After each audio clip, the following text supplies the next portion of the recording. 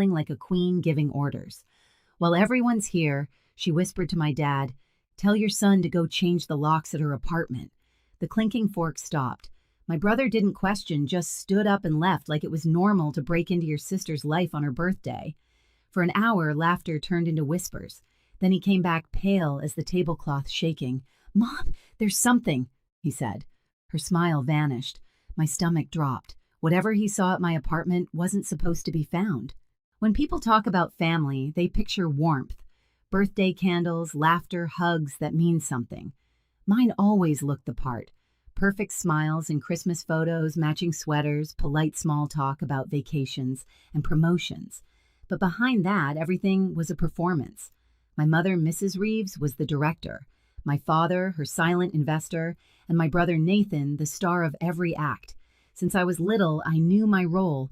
Stay quiet. Don't ruin the image. If Nathan forgot to call, Mom said he's busy. If I missed one dinner, she said you're selfish.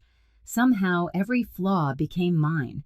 I used to think if I worked harder, achieved more, maybe she'd finally look at me the way she looked at him. But control doesn't stop when you start succeeding. It just changes form. That night at the restaurant, her whisper wasn't random. She had planned it. I could see it in the way she arranged the seating, Nathan next to Dad, me opposite, like an audience member. Even the cake had his favorite flavor, not mine.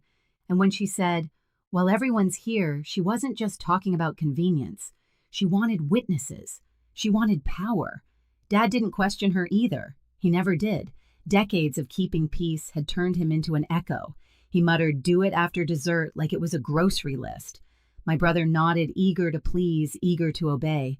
I remember tracing my finger along the rim of my glass, pretending not to hear, pretending not to care. But inside, my chest burned. Change the locks at my apartment. Why? What had I done this time? I had my own place for 3 years, a small apartment in Portland where I lived with my son Liam. It wasn't fancy, but it was mine, my safe place. No one had a key except me. Or so I thought. When Nathan left the table, I stayed still. Mom chatted with relatives, her voice sweet again, as if she hadn't just ordered a break-in. My father smiled weakly, swirling his wine, pretending not to notice my silence. I excused myself to the restroom just to breathe. The mirror reflected a calm woman, neat hair, lipstick intact. No one could see the storm behind her eyes. By the time I returned, an hour had passed. Nathan was back, pale and shaking. He leaned toward Mom, his voice cracking. "There's something you need to see."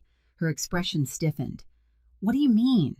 He hesitated, eyes darting to me. "There's police tape around her door." The table fell silent. My mother's fork slipped from her hand. I didn't move, didn't blink, because in that moment, I realized the real dinner hadn't even started yet. The drive home felt endless.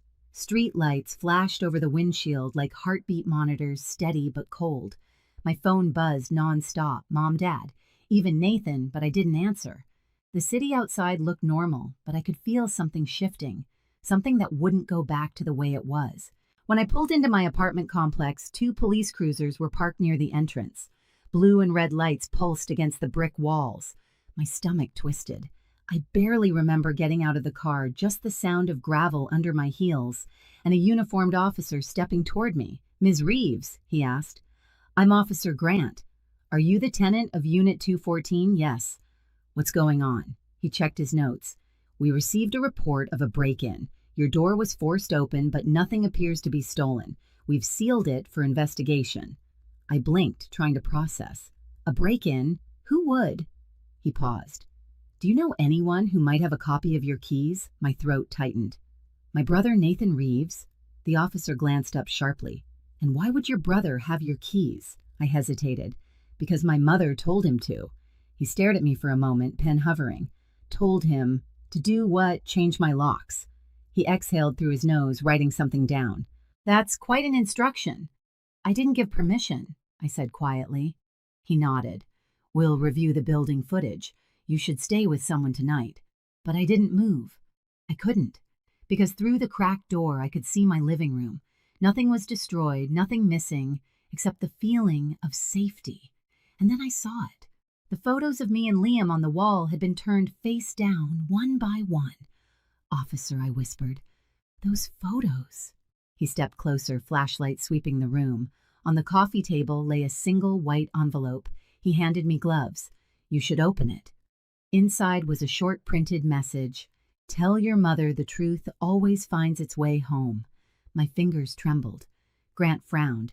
"Does that mean anything to you?" I shook my head, but my heart knew better. The words weren't for me, they were a warning to her. Somewhere between that restaurant and this moment, the control my mother built was cracking. She just didn't know it yet. I barely slept that night. Every time I closed my eyes, I saw the envelope again, those printed words staring back at me like a dare. By morning, the rain hadn't stopped. It hit the windows in hard, uneven bursts, the kind that makes silence feel louder. When my phone rang, I thought it was Mom. It wasn't. "Ms. Reeves, this is Officer Grant." His voice was steady, professional. "We traced a payment made to a man named Thomas Hale, the building's maintenance assistant. It came from a bank account under your mother's name." For a second, I didn't breathe. "You're sure?" "Completely. The note and the timing line up. We believe your mother may have hired him to retrieve something from your apartment." Retrieve what I asked, though I already knew. Grant hesitated. "That's what we're trying to determine. I suggest you speak to her directly but carefully." After the call, I sat on the edge of my bed, phone still in my hand, pulse pounding. Hired a man. My mother, who preached about reputation and trust, had committed a crime to invade my life. I remembered the box in my closet, the one labeled Dad's business papers. I had found it last month while cleaning. Inside were property deeds, statements, wire transfers, documents signed with my name. I thought it was an accident, a clerical mix-up. But now I understood. Those weren't mistakes. They were camouflage. By late afternoon, I'd made up my mind.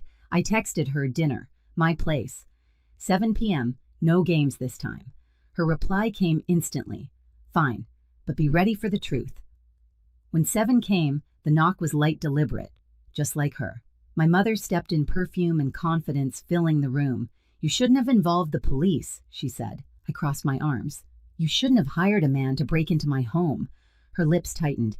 "You don't understand what's happening. Then explain it." She glanced around, eyes lingering on the flipped photos. "Those papers you found your father's business isn't simple. Thomas was supposed to retrieve them quietly before you did something reckless." I laughed softly. "You mean before I found out you've been using my name to hide your fraud?" Her face hardened.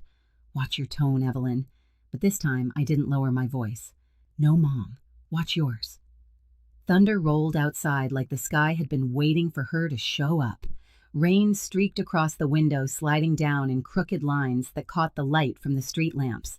My mother stood in the middle of my living room, perfectly still, perfectly put together, heels polished pearls glowing against her black coat. If guilt had a dress code, she'd nailed it. "I was protecting you," she said, voice calm, almost gentle. I tilted my head. "By breaking into my home—" "You don't understand," she said, pacing. "Your father's business has complications, partnerships that can't be made public. If those papers were discovered, it would ruin us." "Us?" I asked. "Or just you?" Her eyes narrowed. "Don't twist this. Everything your father and I have done was to secure this family's future." I almost laughed. "You used my name, Mom. You forged my signature on property deeds and transfer forms. You didn't secure the future, you stole it." Her voice rose, breaking through the hum of the storm. "You think you're some kind of victim. Everything we have you benefited from, college tuition, your first car, that apartment. Do you think those things just appeared? I paid for that apartment myself. I said every word sharp and measured. You just couldn't stand that something had my name on it, without your fingerprints all over it." For the first time, her expression flickered. It wasn't guilt. It was fear. Fear of losing control. She turned toward the window, hiding it. "Evelyn, listen to me carefully. If those documents go public, your father could face prison time." I folded my arms. "Maybe he should." She spun back around. "You wouldn't dare." "I already did," I said softly. "Officer Grant has them." Her face drained of color. "What?" "You wanted the truth out of my house. I delivered it to the police." Lightning flashed across the glass, bright enough to cut her silhouette in half. For a moment, she didn't look like my mother anymore, just a woman cornered by her own lies. "You're destroying your family," she whispered. I stepped closer. "No, Mom. You did that the moment you used me as your shield." She shook her head, stepping back as if I'd struck her. "You don't understand what you're doing." "I do," I said. "I'm setting boundaries. Something you never taught me how to do." The air between us thickened. Every word, every silence, every wound we'd both ignored was suddenly there, alive, breathing. Her eyes glistened, not with tears, but rage. "You think you're strong. Because you've got the law on your side, you're naive. The world doesn't care about your little revenge." I looked at her steadily. "It's not revenge, Mom. It's accountability." She laughed, cold and brittle. "You'll regret this." Maybe I said, but at least it'll be my regret. The room went quiet except for the rain. Somewhere outside, a car horn echoed, distant and hollow. She stood there, chest rising and falling fast, like she was about to lunge or cry, or both. Finally, she said it. "If you go through with this, you'll never have a family again." I met her gaze. "Then maybe it's time I build one worth having." She froze. Her face hardened, mask sliding back into place. Without another word, she turned and walked toward the door. The click of her heels against the hardwood was the sound of a legacy breaking apart. Before she reached the handle, I said, "One more thing." She stopped, didn't turn. "You asked why someone flipped the photos in my apartment," I said. "Maybe because even strangers can tell which way is right side up." Her hand trembled just once before she pulled the door open and disappeared into the storm. The sound of thunder followed her out. For a long time, I stood there watching the door sway slightly from the draft. My hands shook not from fear, but from release. I walked to the table where the envelope still lay. I picked it up, tore it in half, then dropped it into the trash. This time, silence didn't feel like surrender. It felt like ownership. The next morning, I met Officer Grant at the station. My hair was still damp, the air outside heavy with leftover rain. He greeted me with a small nod. "You're sure about this?" "I'm done covering for them," I said. He slid a folder toward me. Inside were photos of the documents, copies of the bank statements, and confirmation that my parents' assets were being frozen pending investigation. "Once this goes to the Financial Crimes Division," he said, "they'll open a full case. You'll be cleared of all liability." I exhaled slowly. "Good." He hesitated. "You know this will make headlines." "I know," I said, "but at least they'll be true." By the time I left the precinct, the clouds had started to break apart. Sunlight spilled through in thin, uneven rays, the kind that look hesitant, like they're not sure they belong yet. When I got to the hospital to pick up Liam, he was waiting with a sticker on his shirt, a gold star. He ran straight into my arms. "Mom, look, I got a star for being brave." I smiled. "So did I, sweetheart. You just can't see mine yet." He giggled, not understanding, and for once I didn't need him to. We drove home in silence, his little hand resting on my arm. The world outside smelled clean, washed new.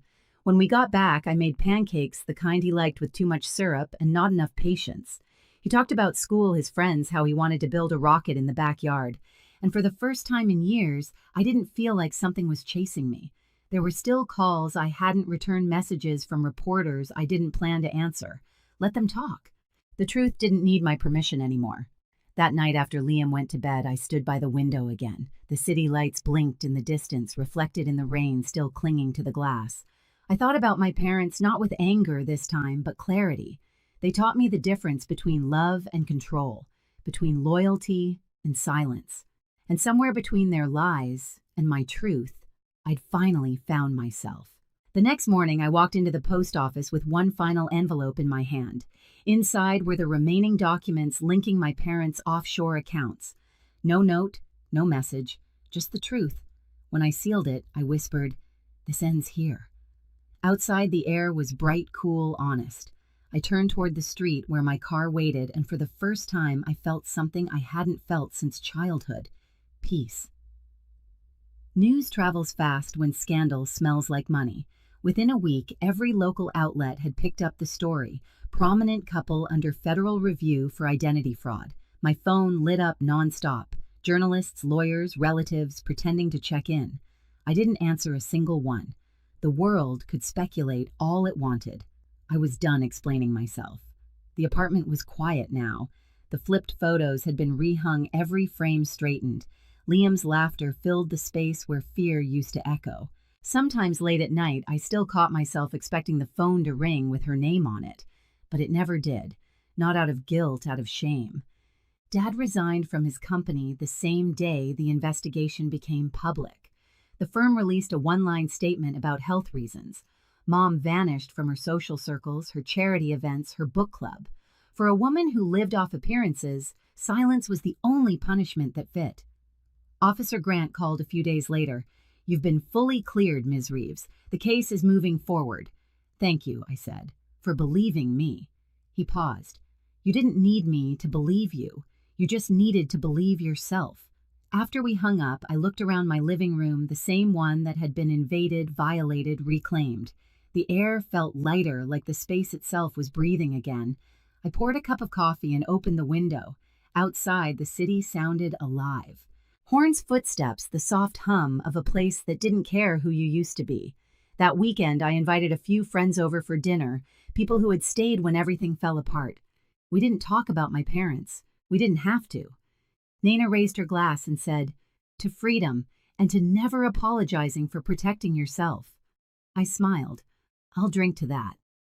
Later, after everyone left, I tucked Liam into bed. He mumbled, half asleep, "Are we safe now, Mom?" I brushed his hair back. "Yes, baby, we are." He sighed and drifted off. And for the first time in years, I didn't doubt the words that came out of my mouth. The next morning, sunlight poured through the kitchen window, soft and gold. Liam sat at the table, kicking his leg's syrup on his cheek. I flipped pancakes, watching the light move across the floor like it was tracing new boundaries, ones that finally belonged to me. I'd spent years trying to keep the peace. Turns out, peace isn't something you keep. It's something you claim. As I poured coffee, I looked at my son and smiled. This time I said softly, "The locks stay mine." If you've ever had to rebuild yourself after family betrayal,